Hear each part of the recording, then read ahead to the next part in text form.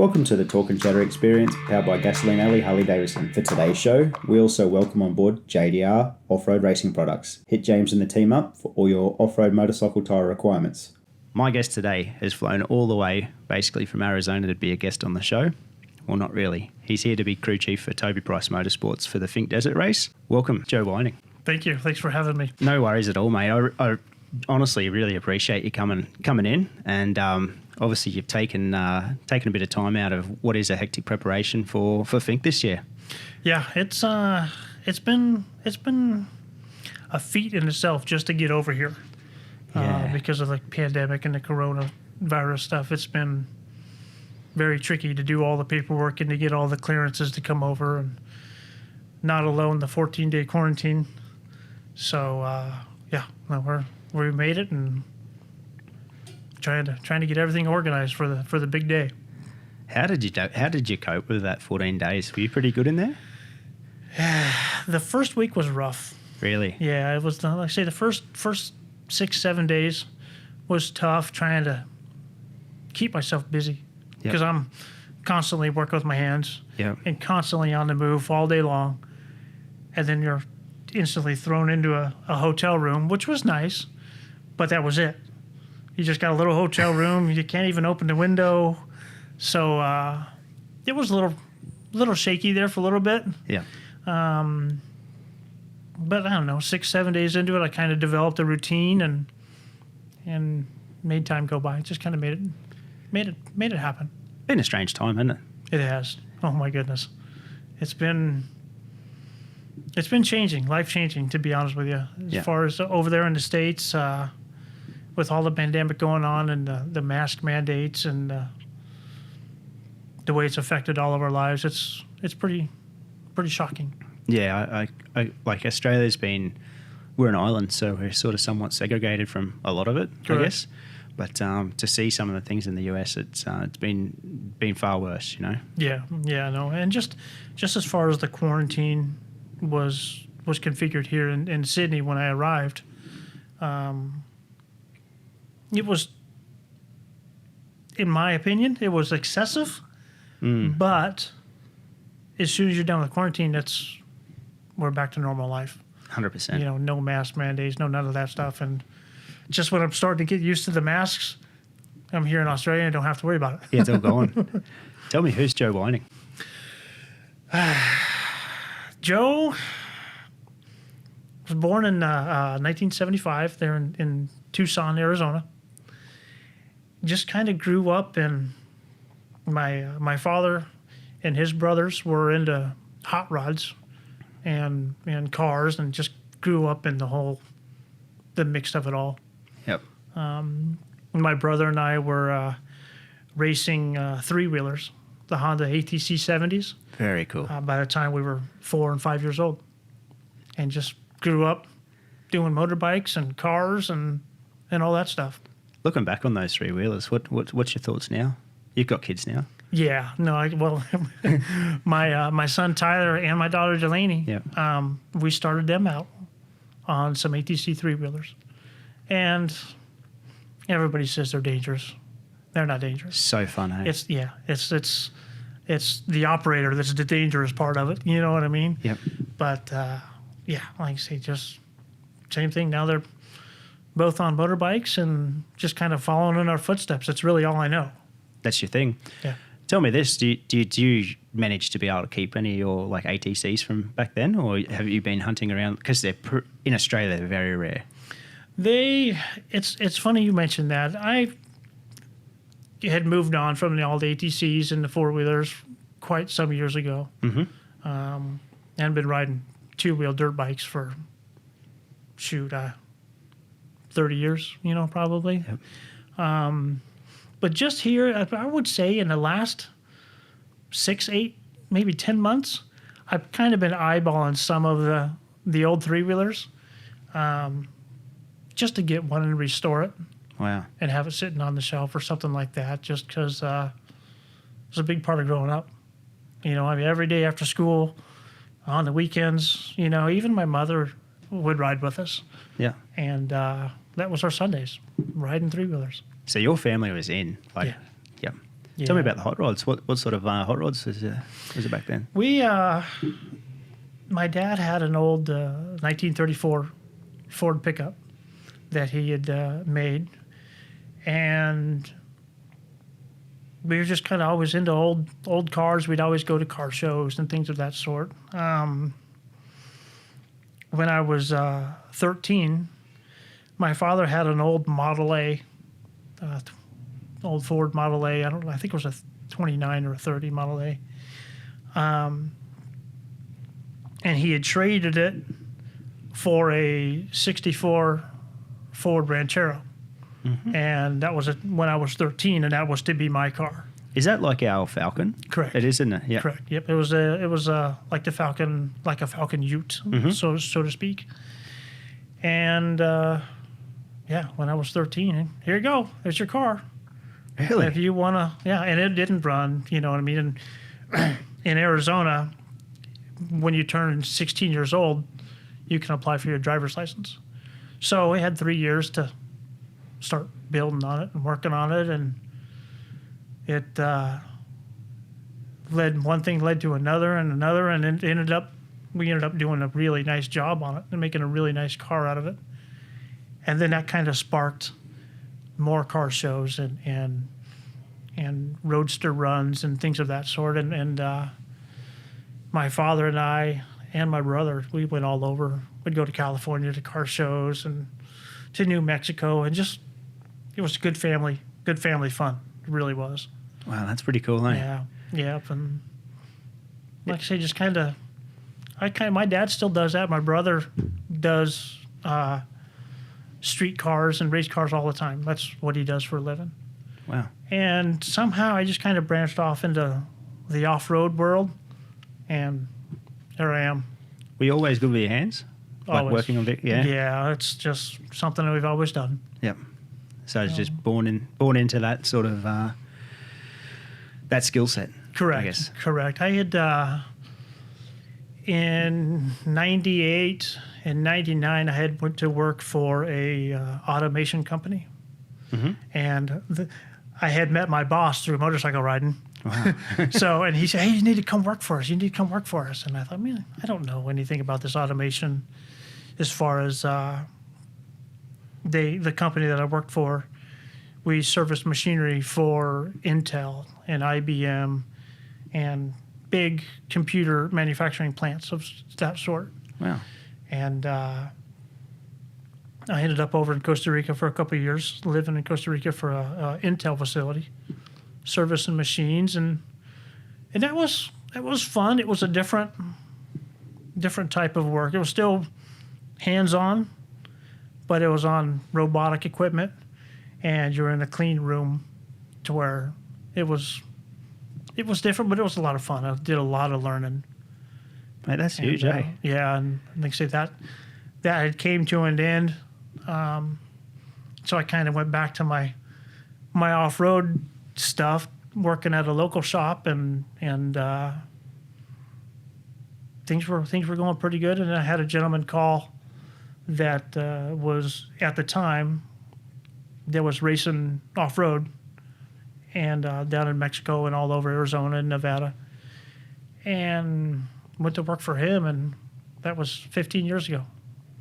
And it's been solid off-road ever since. Man, what a story. Yeah, it's pretty neat. It's been fun.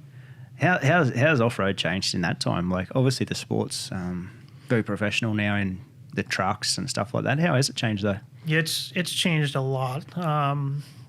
Back in 2005 when I had started doing the off-road as a full-time job, the race cars were similar, but the technology was much different. And through the years, it's progressed to where the technology in these race cars now are incredible. You know, all the computers and the sensors, and I mean, it's pretty neat. How did you, like, are you more mechanical or electrical? What's your skill set, or a bit of both? I would say much more mechanical, for sure. The electrical side is with the times and the evolution of the electricity and the electronics. I'm focusing more on that because I got to be able to keep up with everything. Yep. You know what I mean? But as far as mechanical, it's majority of it is mechanical. Because that's where my question was probably going to lead. Like, as it's changed, like you can see, obviously, all the data that obviously going to come through from all these different sensors and stuff like that. There's the first one. We said it happened. But yeah, that's obviously going to continue to evolve as well, I guess. Eh? Oh man, it's just over the last 5 years. Yep. It's the data analysis and the logging, and you can tell so many things about the vehicle and its performance just by downloading the information off the computer. Yeah. And looking at it, and you can tell everything. You know, as long as the vehicle's equipped with the sensors that you want to look at, it's incredible. 15 years ago when you started, did you think that'd be the case? No. No. No, not really, because it was, at the time, it was just kind of converting over into the fuel injection, on these vehicles. And at that time, it was that was new to us back then. Now it's, Fuel injection just seems like a distant memory now, doesn't it? It does, for sure.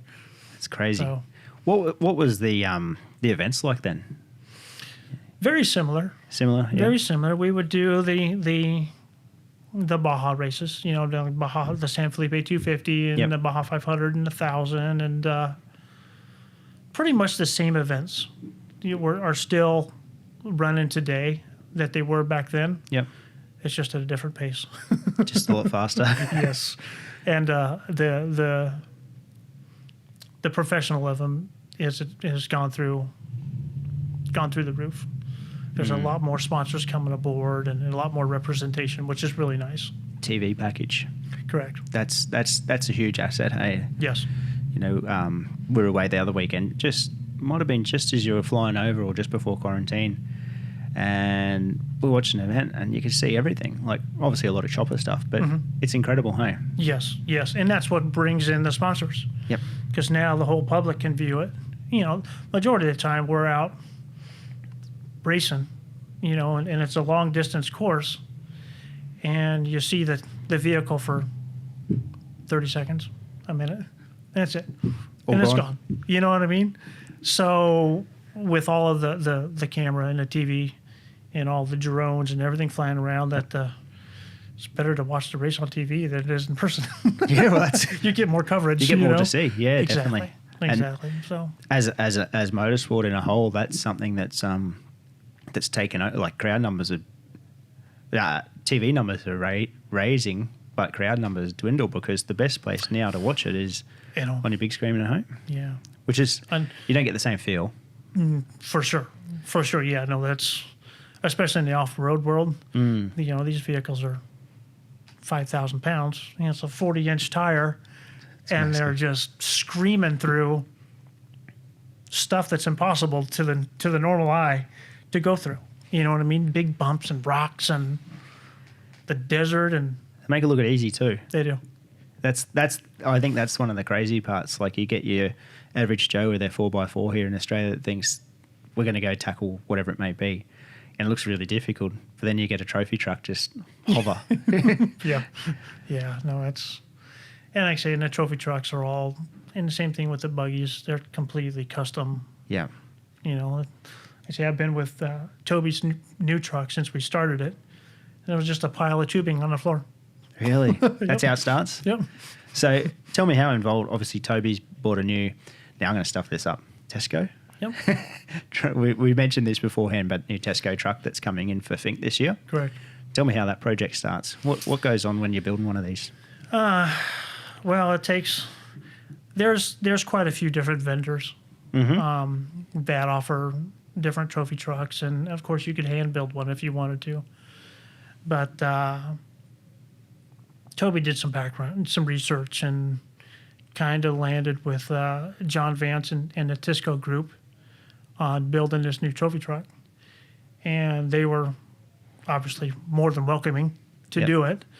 So we started on that, and Toby's truck in specifically is an Australian spec truck. So it's slightly smaller version of what we would classify as a trophy truck over there. A slightly smaller version, so it's slightly lighter. But we also have to mandate to a 6.0 liter engine rule here in Australia. Over in America, they're, almost an 8 liter engine. You know what I mean? And what is it? It's Duggan engines? Dugan's, Dugan's racing engines, yep. Like they're 555 cube or something around that for their trophy trucks, hey? Yeah. That's a big motor. They're monsters, and they're 1,100 horsepower, 1,200 horsepower, and the new thing just over the last 3 years, all-wheel drive trophy trucks have come into play, and that's a whole nother evolution. Yeah, now you've got 2 drive systems you're trying to work with, and you need twice the amount of power to run the 2 driving systems. You know what I mean? 100%. Yeah. So, but we started on this new Tisco trophy truck for Toby, and there was tons of vendors that had wanted to come aboard and represent their product on it, and it started out pretty good. Now, when it comes as just a couple of pieces of pipe, how long does it take to build one? The Tisco have their chassis all drawn up in a CNC or a CAD deal, and they have a company. They outsource to a company that laser cuts them and bends them to what they need to be. Right. And of course they have a jig table. They have 2 or 3 jig tables, and they just kind of lay all the tubing in order, and a couple of guys start welding, and like I say, Toby's truck is Australian specific, and of course we want to build it to what their needs are. What I mean? And fortunately, Toby was able to come over, and when we got it to the certain point where he could sit in it and put the seat where he wanted and put the steering wheel where he wanted and the pedals, and just you got to be comfortable. You're in it for a long day, and you got to be comfortable in the truck and be able to operate everything in a safe manner. Definitely, it comforts any racing vehicle. I guess that's one of the biggest things. So yeah, especially in long distance stuff, because you're in it for a long time, and even the noise from the engine and the exhaust can fatigue you. You know what I mean? Next thing you know, you're tired and you're not fresh, and you're making mistakes, and mistakes they end pretty bad. Mistakes can be bad. Yep. You know what I mean? Would Toby's truck be able to be taken over to do like a Baja or something, or would it just be because the Australian spec, or how does that sort of work? Toby's truck is you could take it over there and you could race in Baja and things of that sort. Unfortunately, because of the Australian spec, it doesn't fit into a specific category. So we would have to race it in the trophy truck division because it's an unlimited vehicle. So you'd have to have your 6 litre against whatever it may be and rear wheel drive. Yes, correct. Yeah, so he'd be a little bit of an underdog. Yeah. Just because of the displacement of the engine. And, as far as maneuverability and performance, I think it'd be right there. Because it is a smaller engine package, but it is lighter to where you kind of give some and take some. And they're, like in the large scale ones, they're all naturally aspirated, hey? Correct, yes. Yes, that is the only rule that the unlimited trophy truck division has over there. It has to be naturally aspirated. If you're racing for Score International, I know there's another sanction which we race quite frequently with Best in the Desert, and they do allow.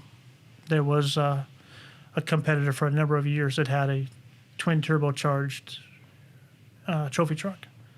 V8? And it was V8. It was wow. Yeah, it was pretty neat. Because the V6 is quite common over here, isn't it? Yes. V6 in the buggies, obviously. Correct. Class. Yep. So, twin turbo V8. Wow. Yeah. No, this was. They didn't have a lack of power, but of course, with more power, then the drivetrain. They were having issues with drivetrain and some things of that sort, and it's a constant battle.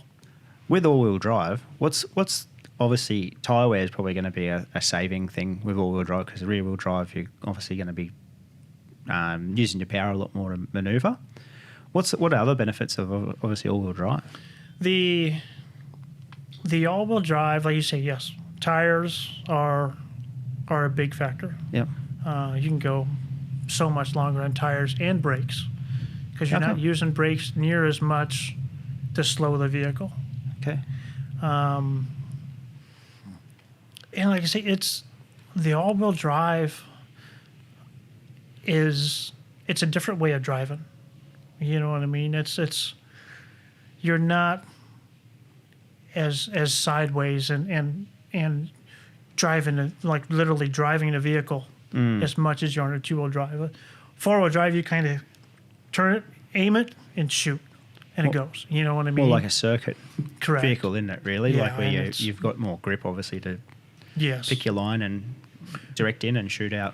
Correct, and like I say, your corner exit speed is so much faster. Yeah, right. And in sand washes, and just your acceleration is a lot faster. But of course, it comes. You got to take care of your equipment to a certain extent. Yep. And now you've got twice the amount of components to kind of protect and think about. But the all-wheel drive game is strong. In fact, two of the big major races this year have been won by an all-wheel drive. Really? Yeah, and it's a serious competitor. They're pretty good. It's like, and Toby sort of said it, it's like the Formula One of, like trophy truck racing really is like the Formula One of off-road, isn't it? Correct, yes.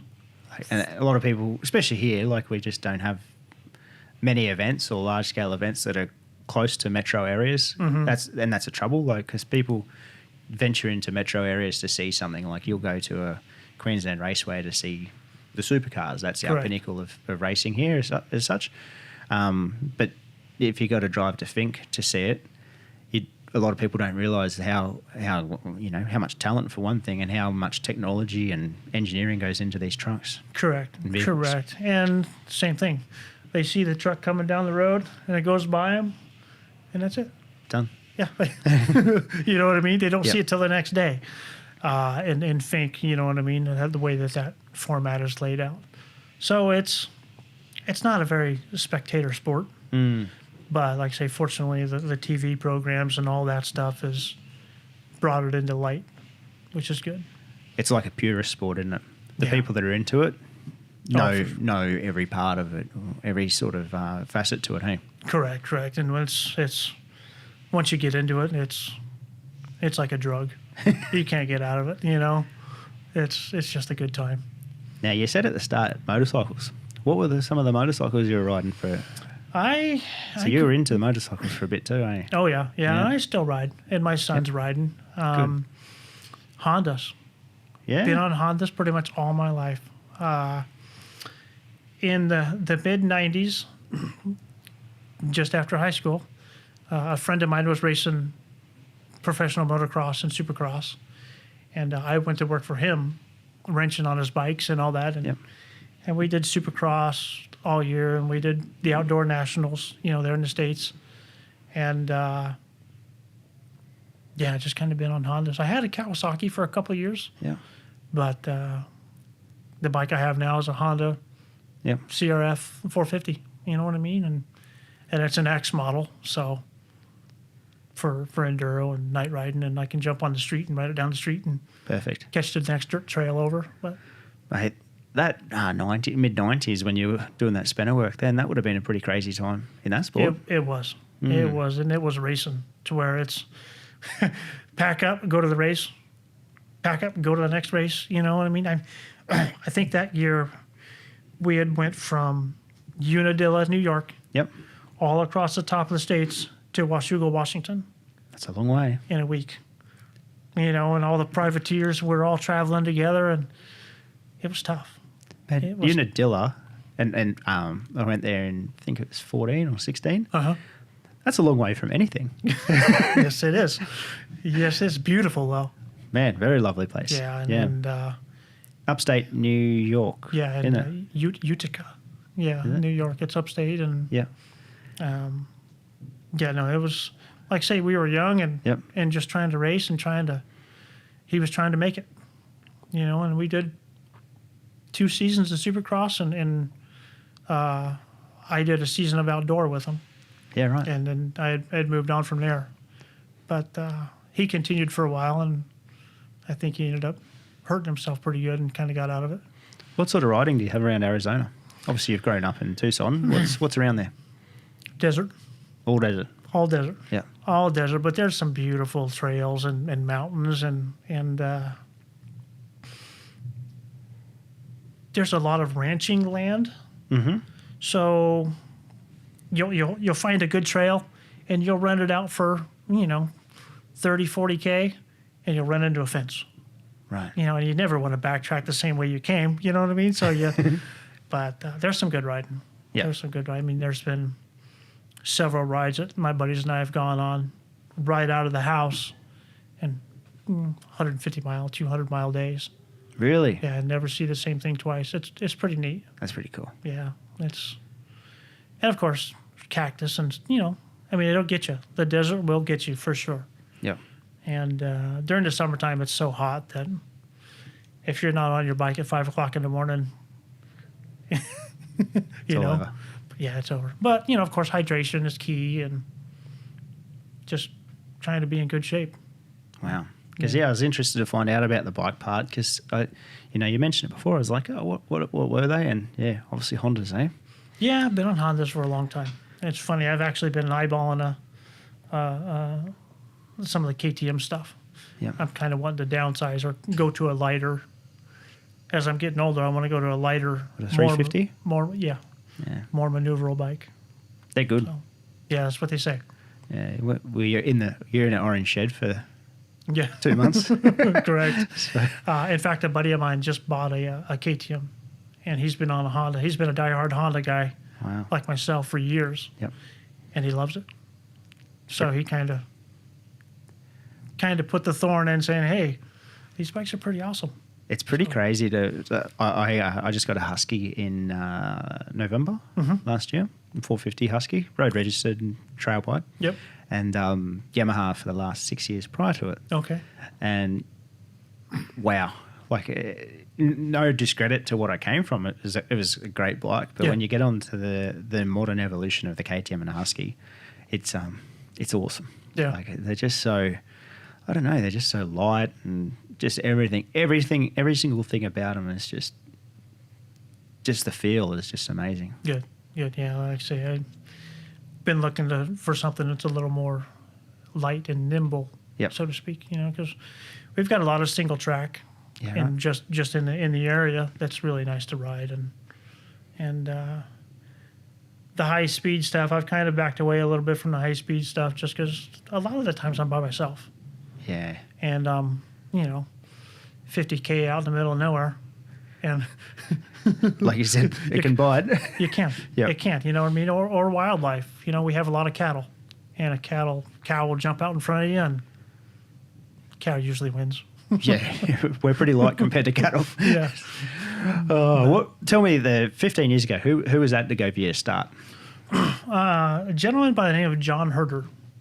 He was racing Class 1, the unlimited buggies, and called me up and said, "Hey, I had some recommendations and want to race." We were going to spend a couple of years racing hard, as far as 6-7 races a year, and he had a shop all built and all that, and I just kind of stepped in. And our first season together was we were racing Best in the Desert. Yeah, we won a championship and won some races back to back, and it was first couple of years was awesome. Really? It was really good, yeah. So how, to the stage of hands-on, what were you doing then? Everything, complete. The whole package? Complete tear down to rebuild and get ready for the next race. And then we'd tear it back down and start over again for the next race.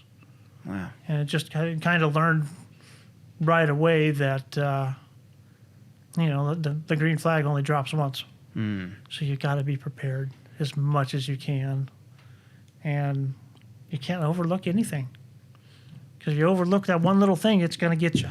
It's going to bite you, and well, they're not going to stop the race for you. You know what I mean? Yeah, definitely. Yeah. So it's gotten to be the detail in it it's phenomenal. So what was the package that he was racing for those first few years? What are we talking about? We were in an unlimited buggy, similar to what we have here in Australia. Yeah. Okay. It was a Jimco, Jimco manufacturing. They were supporting us. They would help us in the pits and things of that sort. Yep. And with parts. And we had raced. It was in a single seater. It was just him in the car. Yep. And nice and lightweight and fast, really fast. And like you say, we did first couple of years. We were,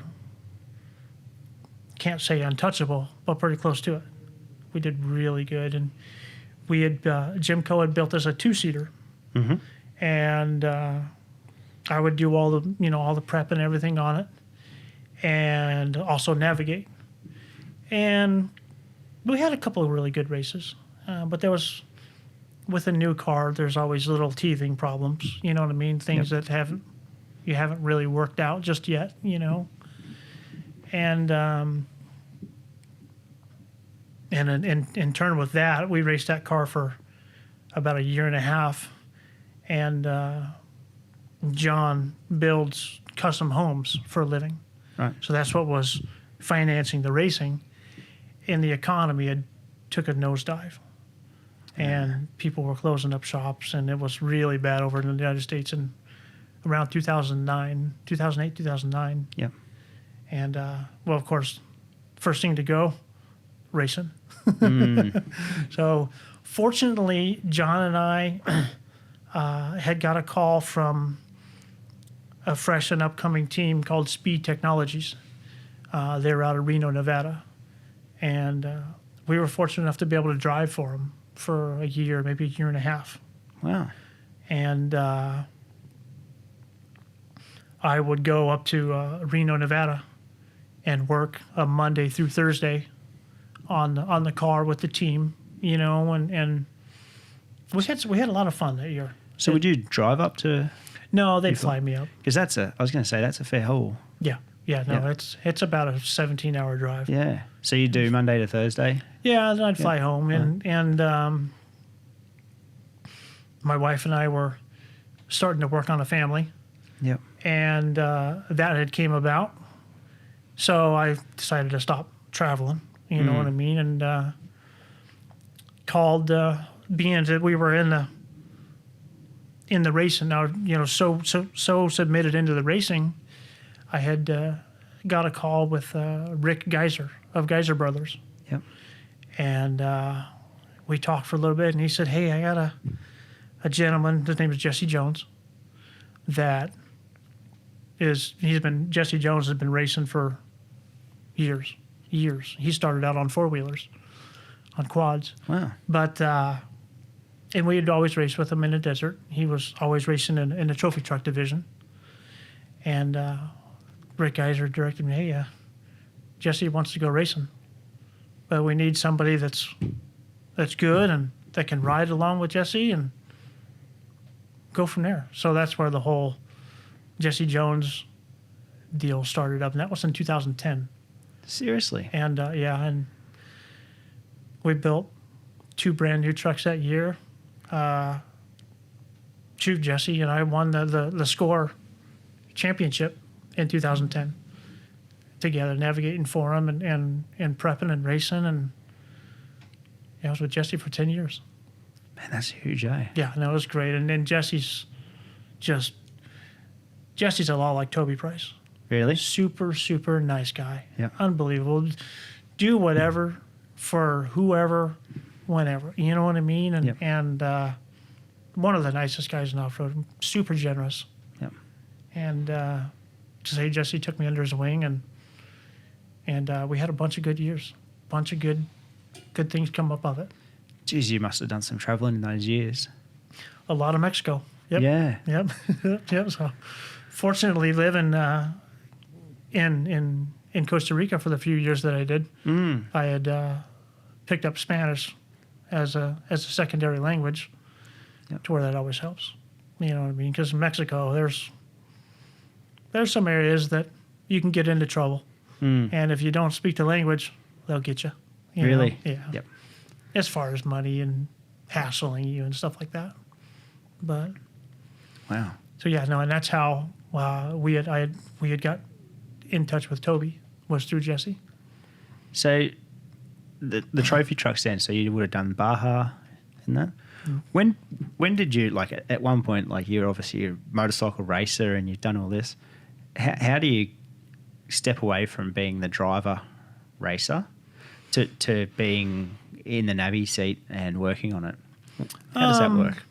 Well, I had always growing up, we were always working on our own stuff. Yeah. You know, and that's how, like I say, on my 64 Ford Ranchero, you know, I started working on that, and of course my father helped me out a lot, and just kind of learned and fed off of him, and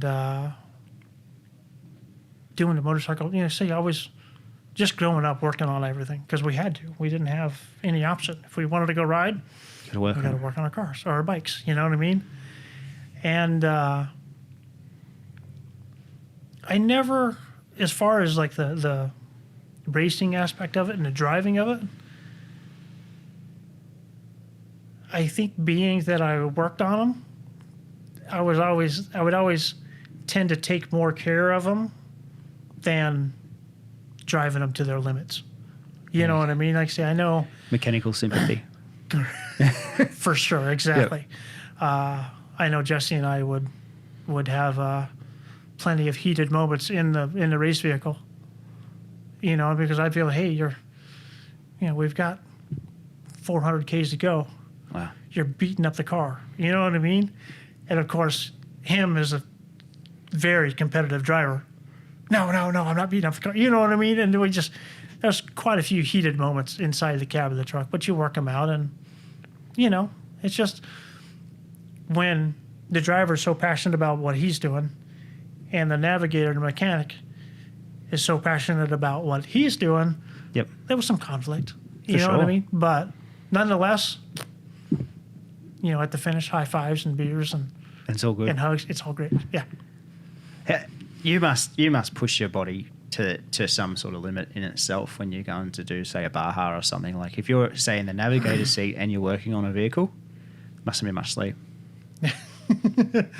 No, there's not much sleep. There's a lot of stress. If you truly care about what you're doing in your race, yep, it's self-inflicted stress, and you know, you want it to be as perfect as you can possibly make it, and you want it to be its best for the driver so he can do his job. And you know, I tend to load myself up pretty hard because 80% of the races won in the shop. You know what I mean? 100%. As far as prep wise, you know. So what's, you know, like in Australia, I think it's either 10 years or, I'm pretty sure it's 10 years for cranes. There's a pull down time where they've got to go through like a complete certification service sort of thing where you go through every nut and bolt. Is there, like, after all these years, do you have like a scale of, you know, the bolt for this needs to be like, how much detail do you go down to that? Oh yeah. Everything? Yeah, you pretty much, and of course you learn the hard way. A bolt breaking. A bolt breaking Yep. or something coming loose. But yeah, it comes down to every nut and bolt and the wiring, and you're inspecting all the terminals, and because like I say, you got one shot, you know, and the amount of effort and the money involved, $5 part, and you're sitting on the side of the race course.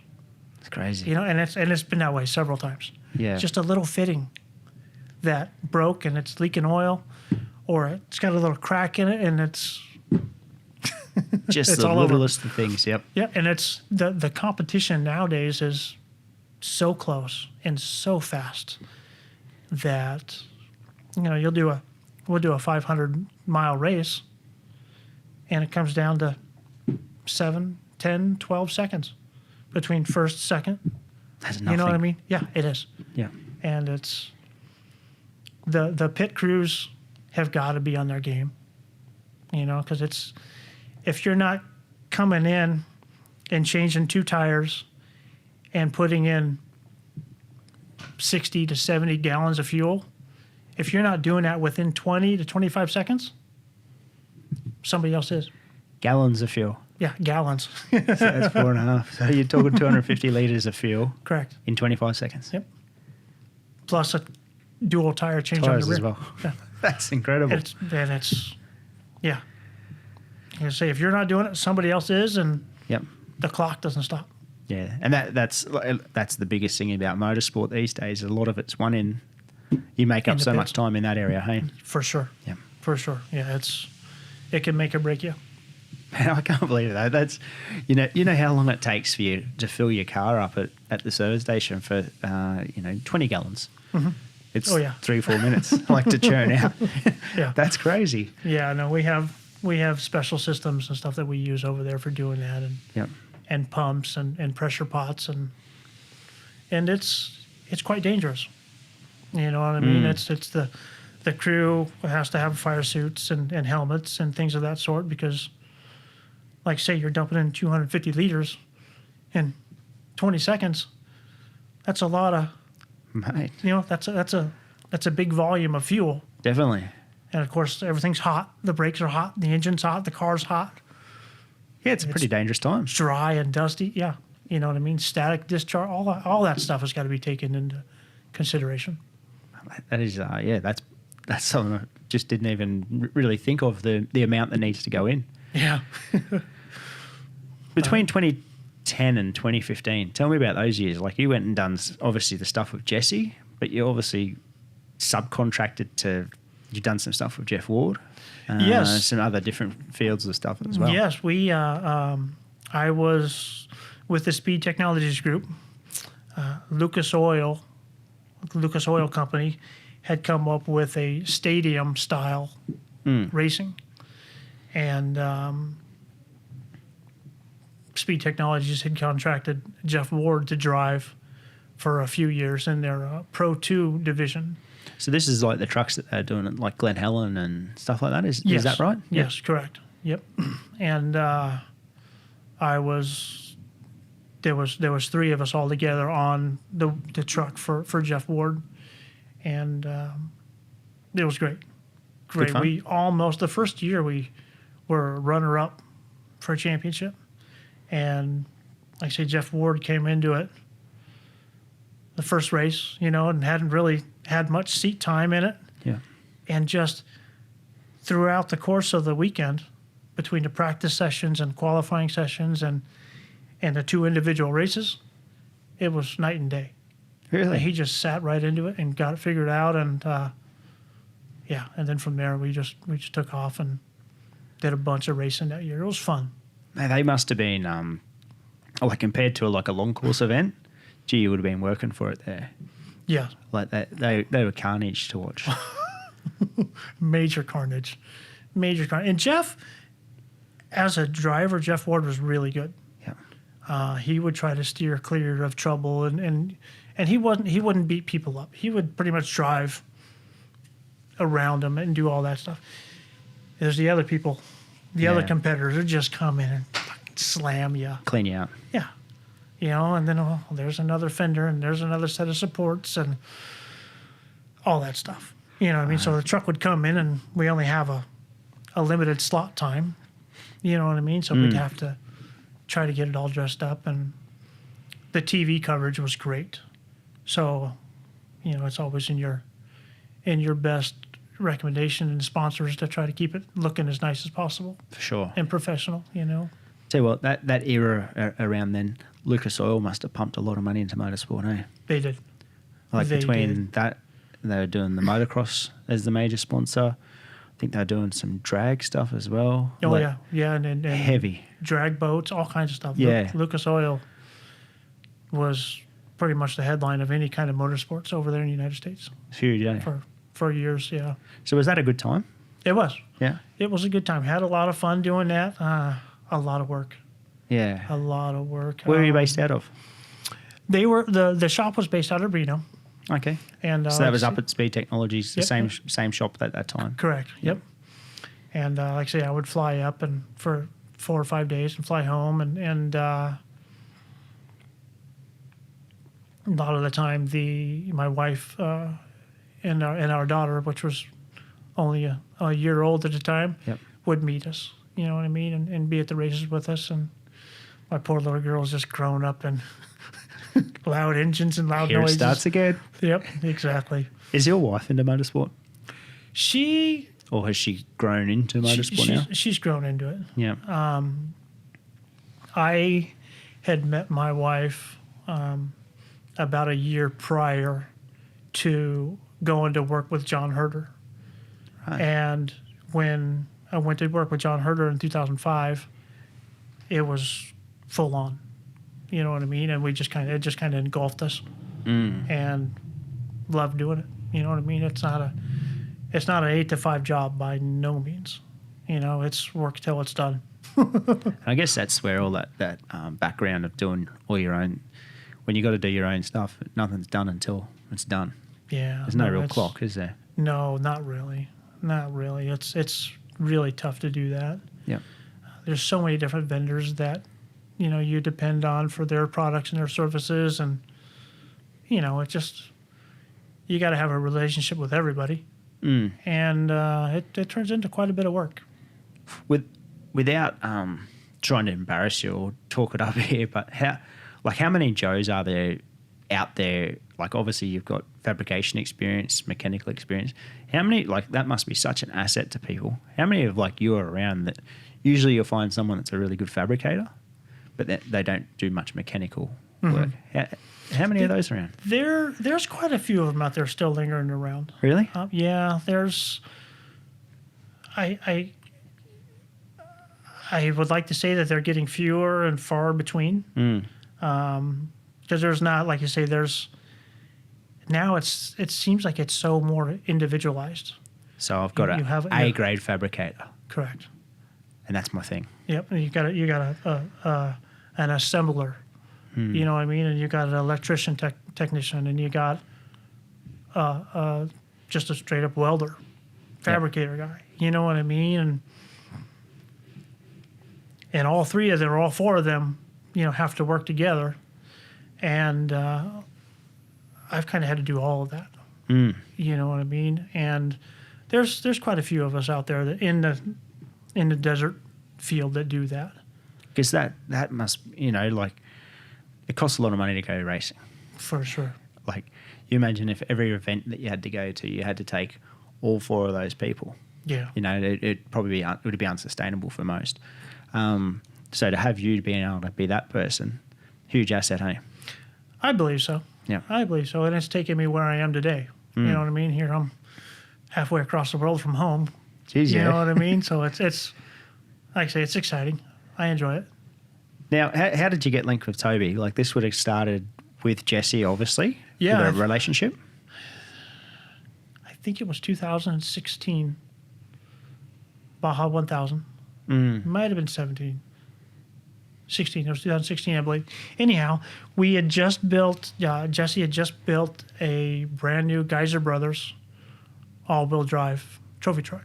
Yep. And this was probably the second one built in competition, and it was the latest and greatest. You know, I mean, a really, really nice piece for its time. And we were just finishing the final stages on it, and Jesse rang me and said, "Hey, Toby Price is going to come over and race with us for the Baja 1000." And my first thought was, motorbike guy. But motorbike guys, especially somebody at Toby's level, are, you know, racing and navigating, and they know how to read the terrain. And they are looking, you know, they're racing 200 meters out from where they are, you know what I mean? And they're traveling at high speeds, you know what I mean? So I was like, well, you know what? The motorbike guys, the good ones, they don't worry me that much. You know what I mean? And so, yeah, Toby come over for the Baja 1000, and it's a pretty funny story. just finished up the brand new race truck, and I had came down. I had met Jesse in northern Baja, and Toby was down further south. But anyhow, Jesse and I tested the race car in the morning, and then he said, "Hey, we're going to go down to El Rosario, a little town, probably 500 people." Yep. But that's where Toby was staying because Toby was pre-running his southern section of the race cars. So we went down there and met him at the hotel, and that's where I met Toby. And Toby never seen the truck, never sat in it, never, you know what I mean? And here we are. Completely fresh. Completely fresh. Yeah. And we kind of go over the stuff with him so he knows how to operate it. And for that race, Toby's whole section was in the nighttime. Was pitch dark. So Toby and I got in the race truck, and it was still daylight. And we went out and we drove probably 40K, 35, 40K in the daylight to where he could kind of get a feel. And, you know, he was getting a feel for it. And I was like, well, I was a little nervous because what these vehicles are capable of, Yeah. you know what I mean? You could easily throw it away quickly and get hurt, you know? And being that his whole section was at nighttime, I said, hey, let's pull up here on the side of the race cars and wait till dark. That way we can drive it in the dark and we can adjust the lights to what you want to see, you know? So Toby and I are on a mountainside in Baja, California, probably 40, 50 miles from anybody, and we're just out in the middle of nowhere. Wow. And we just hung out for a good hour and a half, and just talked and chatted about everything. And then Jesse and his partners showed up, and we talked some more. And then finally, it was dark enough to where you couldn't see your hand. Wow. Which is because we want to simulate what Toby's going to be driving in, you know what I mean? So we jumped back in the race car and we went another probably 10, 15K and stopped and made a light adjustment. We got the lights to where we were happy with it. And we probably had 25, 30K to get out to the highway where our truck and trailer, our little support team was. And I asked them, I said, go ahead. If you feel comfortable with it, drive it to your capability, you know?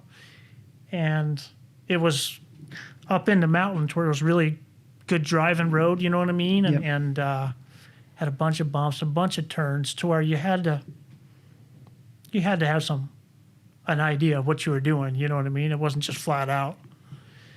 And man, he did great. He did great. I was actually very impressed. And we come out to the highway and we stopped, and our support crew wasn't there yet. And I remember turning the interior lights on. I looked over at him, and his eyes are like fucking that big. And he's smiling, and it took him probably 3 or 4 seconds. And he's like, man, this is insane. You shouldn't be able to do this. This is crazy, you know? And yeah, from there, we just kind of sparked up a friendship and keep in touch all the time. They must give you, I don't know, just hearing that story is like a little, like adrenaline in a way. They must give you so much, eh? Oh my gosh. Yeah. For a guy that's just you know, done done multiple Dakars and everything, to get into one of those and still have like a sense of adrenaline in something, yeah, you know, no, it must give you something. Yeah, it was funny. I think he told me, he's like, man, I'm not very often am I speechless, but I don't even know what to say right now. Yeah. And he gets out of the truck and he's just kind of walking in circles like, wow, this is so grateful. You know what I mean? And so pumped and just, it's cool. He's like a kid, hey? He is a kid. You know, when you talk about things like that, like it's just, he's so excited about these. Oh, yeah. Yeah, no, it's such, like you said, it's such an adrenaline rush. Yeah. You hate it and you love it. You know what I mean? And it's like the Baja 1000 it's long, it's grueling, and pretty much at the end of every race, everybody hates each other, and you just want to go home. Yeah. But then come Monday, okay, what are we doing? When are we doing this again? Yeah. It's a vicious cycle, and it's like a drug. A race family, hey? It is. There's families tend to sort of clash. For I guess sure. when you're racing, you clash, and then when you walk away, you're like, oh, geez, I miss that race family. Oh yeah, no, you do. You can't get away from it. I've tried, and you don't. You just suck right back into it. Oh, mate, I can only imagine what the feelings would be, especially, I think, being in a passenger seat as well, like of a night time with someone you don't really know. Yeah. Apart from a chat on a hill for a little bit. But yeah, you don't know their capabilities, you know what I mean? In a mountain range. Correct. And, you know, these vehicles are safe, Yeah. but still, you know, you don't want to. You don't want to push You don't it. want to go off a mountainside. No, don't want to be pushing that. What's been some of the good memories of like a Baja? What's been some of the good ones? Pretty much everyone. Yeah, there's You know something what I mean? good out of all of them. There's been lots of times that Baja's gotten the best of us, Yeah. and we haven't been able to finish a race. And of course, that lets you down. But you, or I do, and you take that and you learn from it, and you progress from that. You know what I mean? There's been, the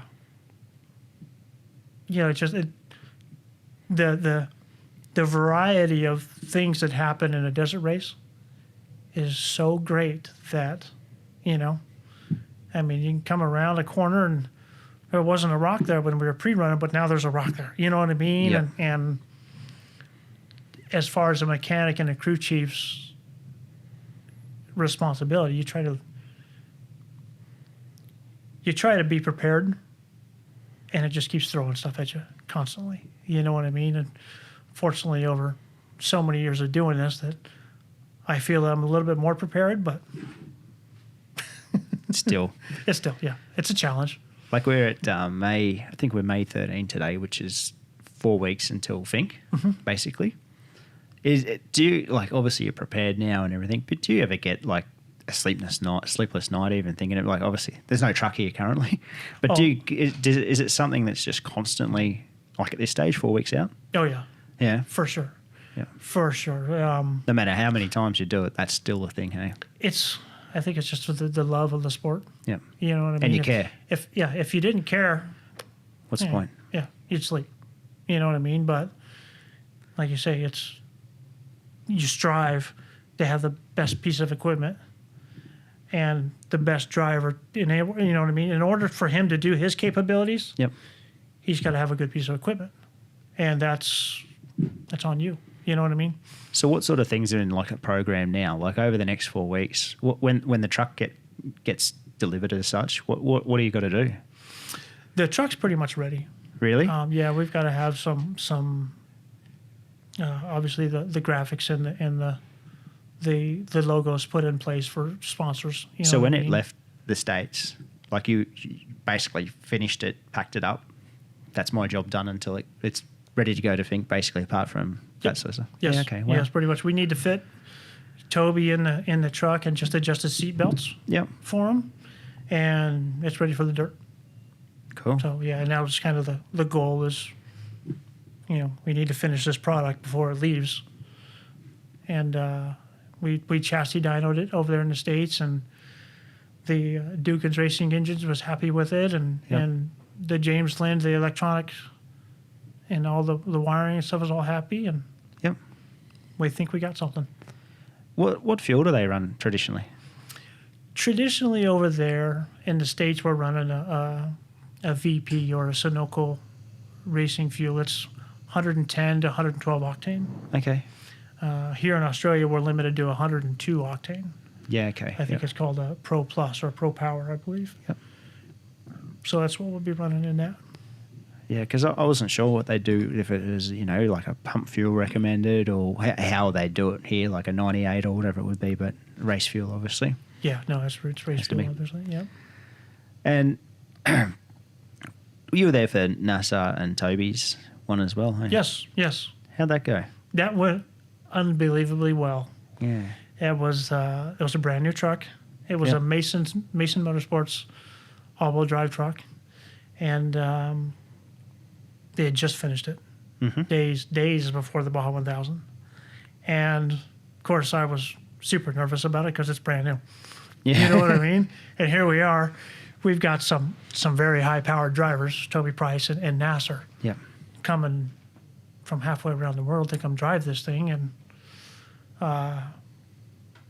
we went and tested, and both of them, you know, being that they are professional drivers, they just kind of fit right in and make it work. You know what I mean? We did have a slight bit of an accident with Nasser, which wasn't really a major setback, but it took us back a little bit of time.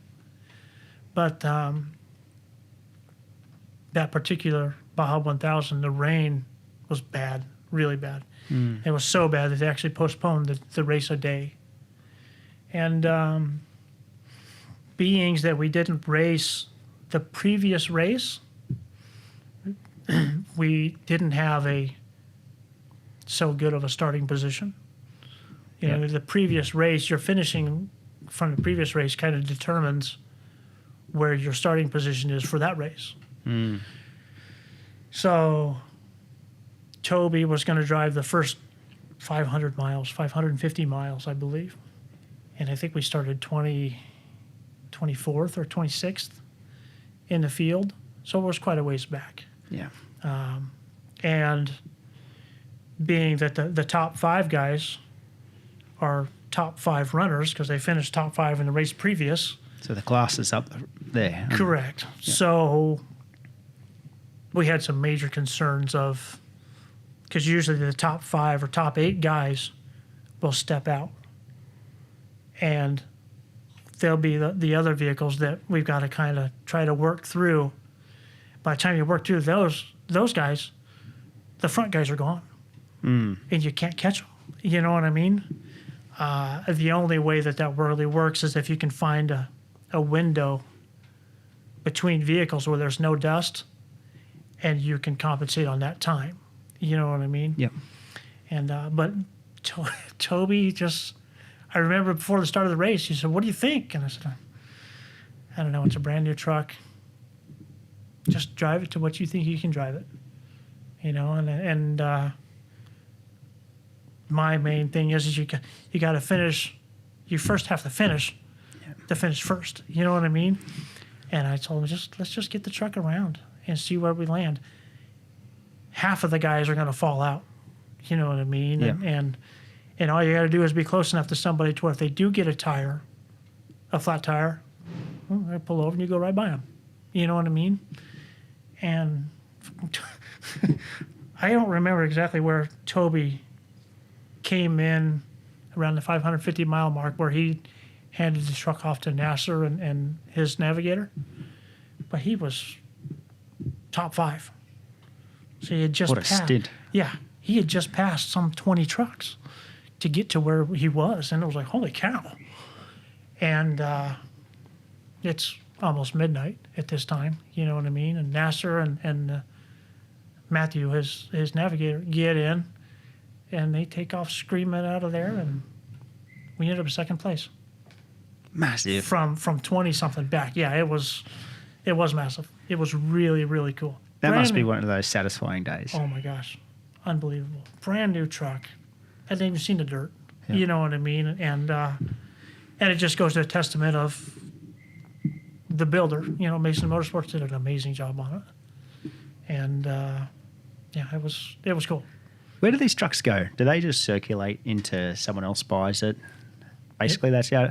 Yep. Because like the top class of trophy truck drivers continue to obviously update their vehicles. From what I see, quite a lot. Yep. So do they just pass that on, sell that one to there? That's how they get filtered down, I guess. Yep. Yeah, they just kind of float around, and it's still you still see the same truck. It's just got a different name on it. Yep. And they've got different ideas and different thoughts and different plans and strategy. So, how has pre-running changed? Pre-running is pretty much the same. We're not allowed to pre-run in the States anymore.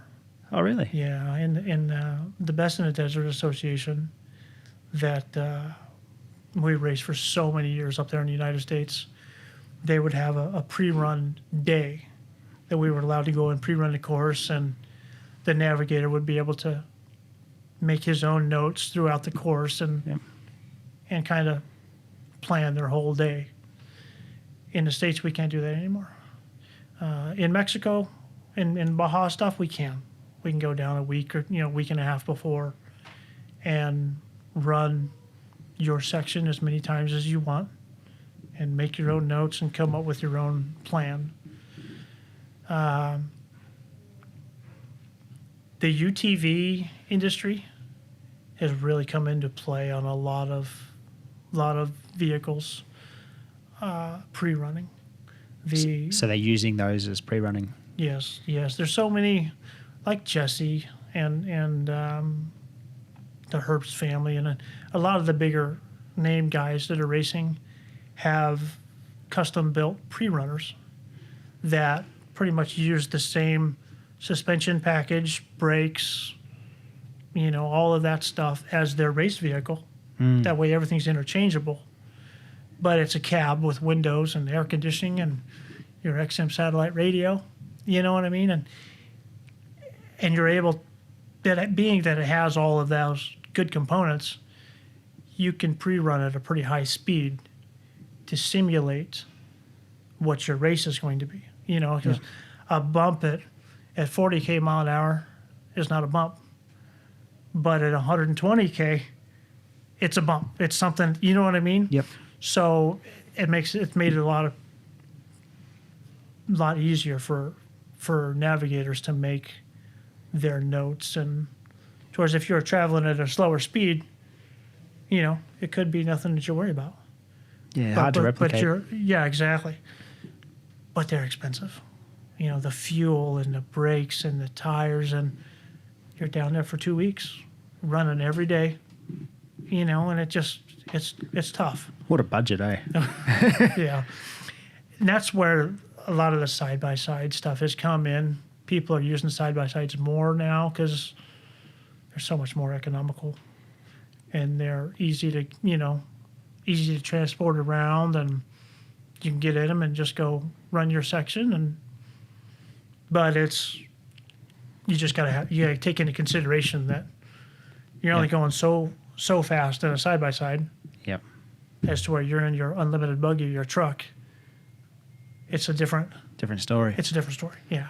Because at dinner the other night, we are talking about pre-runners and stuff. Like people building, obviously, Raptors. Yes.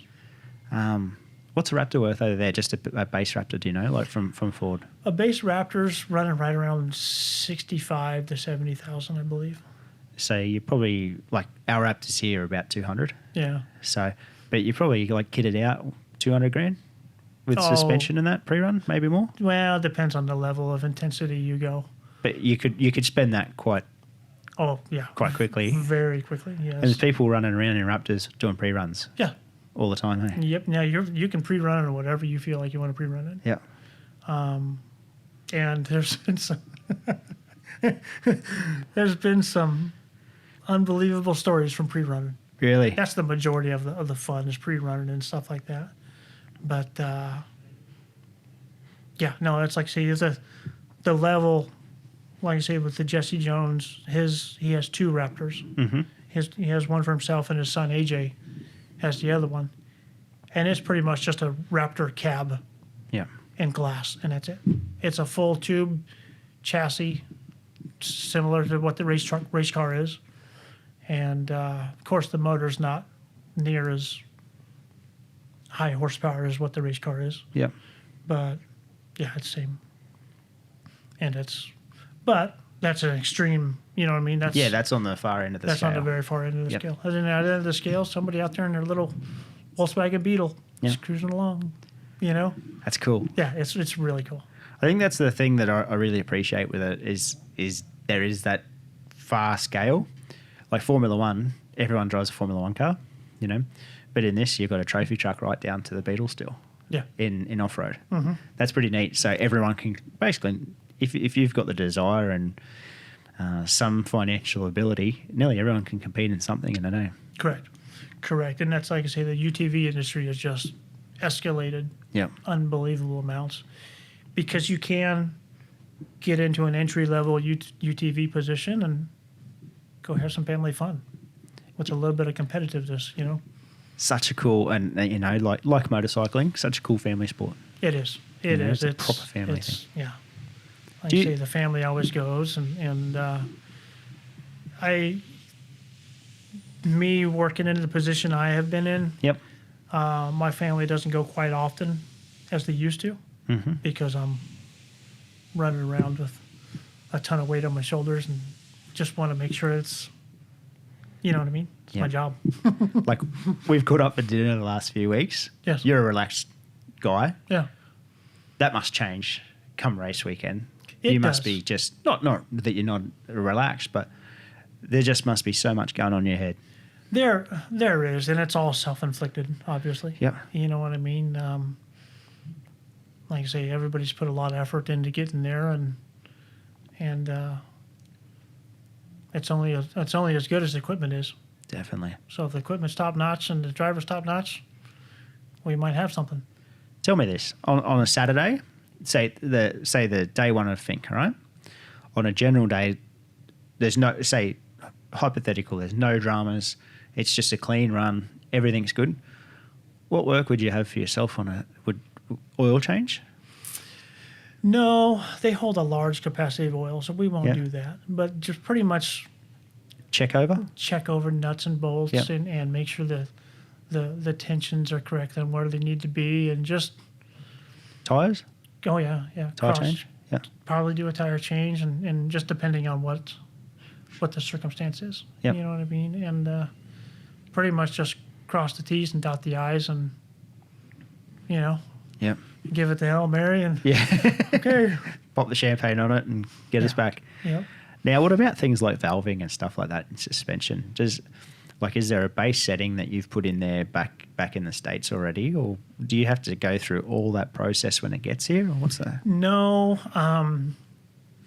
you have to do the process beforehand.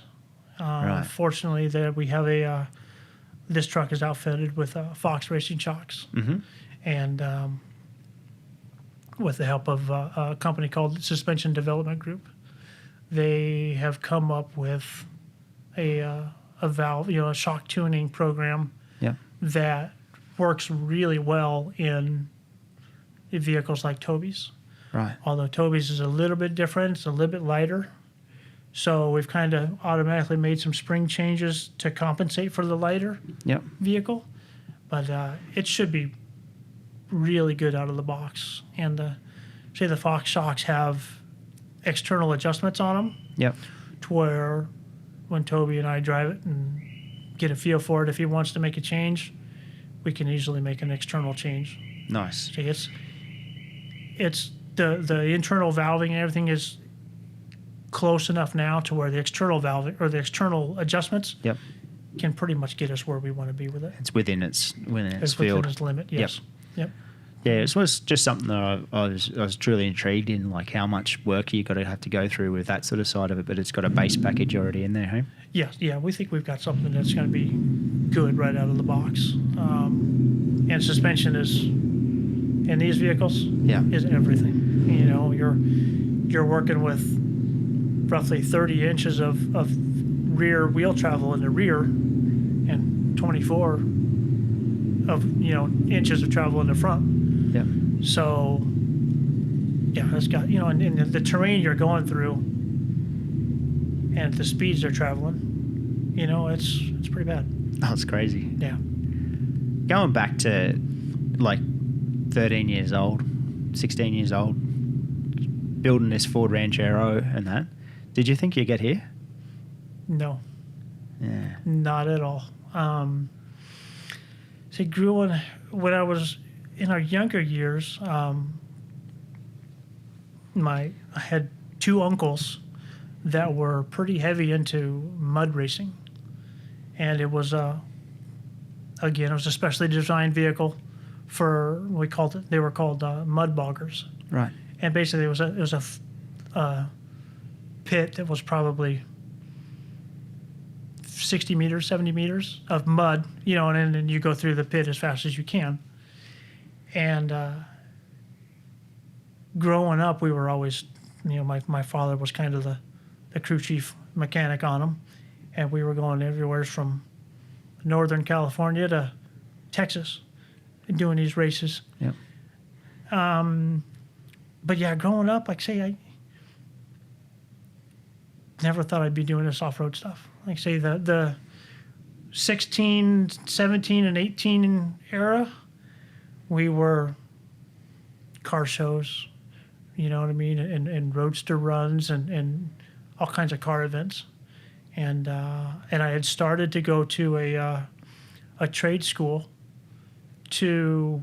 for building custom hot rods and painting, and because I had somehow picked up painting, and I had painted all of my dad's vehicles, plus my brothers and stuff, and quite a few vehicles for years. Wow. On the side. And that's kind of what I wanted to do.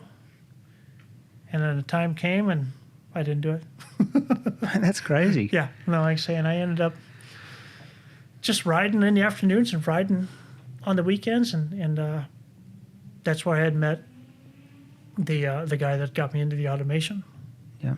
And I say that was good for several years. It was, it was clean. There was a lot of traveling.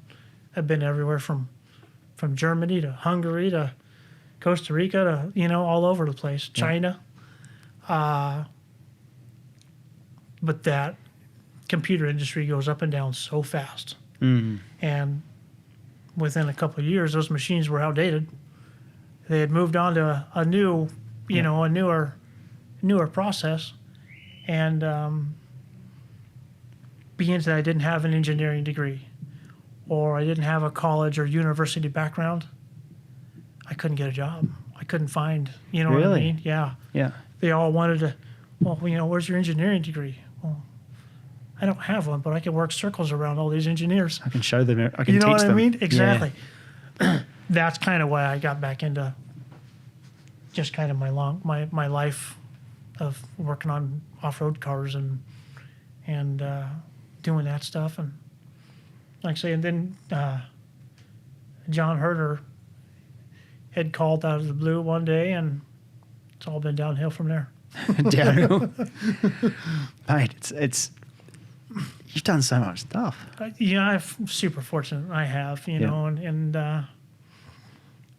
2018, Toby had, because we had developed our friendship. Yep. And Toby asked if I could come over for the 2018 Finke, for the double that he was doing. Yeah. And I was in an accident, so I couldn't come over. And 2019, he kept after it and come over. I need you. Yeah. And we had a good year. 2019 was, we didn't finish. We had broken a rear differential. Fast though, eh? But we were fast. Yeah. We had, the first time a trophy truck had ever been on the pole for Finke. And then on day one, he set a new record, Yeah. And the whole time, I'm just like, no, it's okay. Yeah. Keep it easy. Take it easy. We got to go the other way tomorrow, Yeah. But, it's just, like you say, Finke is a lot like Baja. No matter how prepared you are or how prepared you think you are, Yeah. it's going to throw something at you. I was going to ask you about that. How does it compare? Obviously, two total different events, but how does it compare? It's two total different events, but they're the same. The camaraderie and the friendship. You know what I mean? Everybody's friends. Yeah. We're all having a good time, laughing and joking. The helmets go on, it's a different deal. It's race time. Yeah. The helmets come off, hey, you know what I mean? It's Perfect. It's just like that. And that's what's so neat about the desert racing stuff is it's, your fiercest competitor, you're having beers and dinner together. You know what I mean? Yeah. Like I say, you put the helmet on, it's a different ballgame. But the racing, Finke is very high speed. And it's rough, very rough. I had no idea it was as rough as it is. Wow. To where it's, like say, a number of the guys could come over from the States and they'd have their hands full, for Is sure. that right? Yep. I will say the unlimited buggy category here in Australia is top of their game. Really, I mean, the cars are beautiful. The fabrication, they're really, really nice in comparison to what we have over there. Is that right? Yeah, the trophy trucks division here, it's getting better. You know what I mean? But it's not the over there in the United States. Trophy trucks are the bread and butter. Yeah. They're everything. You know what I mean? And it's a lot easier for if you were to go out and try to find sponsors and some assistance for your next race. It's a lot easier if you're in a truck. Okay. You know what I mean? There's a lot more coverage. Yeah. And the buggies have kind of dwindled down slowly but surely. So it's sort of trophy truck. Then the UTV obviously starts to creep into the buggy area, I'm guessing, hey? Correct. They have we have a new category that's probably only 3 years old now. Yeah. It's called a 6100 or a trophy truck spec. Yep. And what that is it's an unlimited truck. It's scaled down slightly smaller than a trophy truck, but it has a spec engine. Yep. And a spec transmission and a spec differential, to where everybody has to run their same exact drivetrain. Yep. You know what I mean? Yeah, you can have different suspension and different brakes and different chassis builders. Yep. But it's really taken the whole field, and it's much more economical than a trophy truck category. But you'll get 3 or 4 races out of an engine and transmission package, to where it's a lot more people are coming into it and doing that because it's highly competitive, very competitive, and they go good. They're fast, and like I say, and then you got a full truck that is getting a lot of coverage, to where sponsors are, I'll put my name on the side of that. Still looks like a full truck to the outside eye. Correct. Yes, it resembles a Toyota or a Ford Raptor or whatever you have. It's pretty cool. Yeah, that category has gone crazy. It's really good. What's the news of the e-vehicles coming in? What's this class?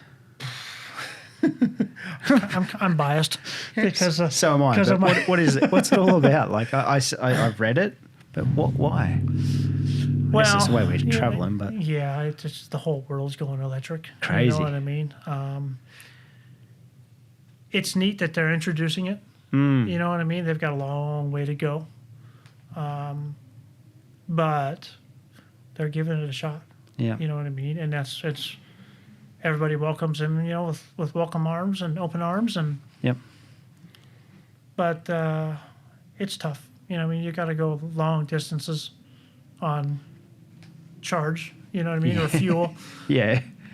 And it's going to be tough. Yeah. I'm sure they'll get it figured out eventually. There'll be a time. Yeah. There will be a time, and I hope we never have to submit to that. Yep. You know what I mean? Because that'd be a major game changer. But I do know that they have done some stuff. I don't remember where. I think it was in Portugal not too long ago at the EV racing. Yep. And in fact, an Australian had won it. Yeah, right. Yeah, I think it was a female driver. I don't know her name. Yep. But it's going that direction. Definitely. And if it does go that direction, I'm sure the distance is going to be changed. Because we're racing 620 Ks at a time. Or 1,000 kilometers, or even 1,500 kilometers at a time, to where and pretty much on average now we'll go 200 to 250 race miles without fuel or tires. Okay, so what's that? That's 370 Ks or something. Yeah. Okay. Yeah, and that's, you know what I mean? It's pretty tough. It's a long way on an EV vehicle. Yes, especially in that kind of a condition. You know For what I sure. mean? And in the mountains or in the sand wash. I mean, it's Trying And to of course, then dissipate the heat. yeah, and of course it's a race application, so you're trying to go as fast as you can at every spot. You know what I mean? So it's tough. Yeah, it's a long way off. Yeah. What I found exciting was the military class, Yeah. military vehicles, ex-military vehicles. That's pretty cool. Same thing. I just appreciate getting more people into these things. You know, I think it opens the door for another class of people. There's such a wide variety. Yeah. Of people doing that stuff, and like I say, the military vehicles come into play. And it's just as tough as it is for us as it is for them. Yep. And they pursue it and pursue through and get to the finish, and it's just they're just as happy as we are. It's great. Still racing. It's still racing, and it's a family thing, and it's fun. So what else you got planned for the next few years, mate? What else is going on? You've got this year. You go back home. Obviously, you fly. Ainsley got you booked for Alice Springs to Sydney. Yep. Back home. Yep. And back home. What else happens throughout 2021? See your family. For sure. Yep. For sure. The next major race coming into play. We always kind of have a break from June through to about the end of August. Is that the heat? Yeah. That's why? Yeah, it gets pretty hot. Yep. Yeah. Even like the Baja 500 that is raced usually in June is hot. Really hot. And it's really tough on the motorbike guys. They've got to be not only racing, but they've got to think about themselves. I know there was a year or two that we had lost quite a few riders due to heat. And that's, it's racing. Yeah. Your adrenaline's going, you're Pushing yourself, and you don't realize what you're doing to yourself. You know what I mean? And they have, for some of the hot races, they'll have stations set up to where you can get some water or an IV, you know what I mean, if you need to. Yeah. And, you definitely got to take care of yourself. But, like I say, the end of August is a race in the States that pretty much everybody does. It starts in Las Vegas and ends up in Reno. And it's about a 600-mile, 580, depending on the course for that particular year. And that's kind of what gets the season kicked off. Yeah. The second half of the season kicked off. And then from there, it's go. It's go, pretty much all the way up to the 1,000. Yeah. And when's that? That's November, mid-November, isn't it? Mid to the end of November every year, yeah. Yep.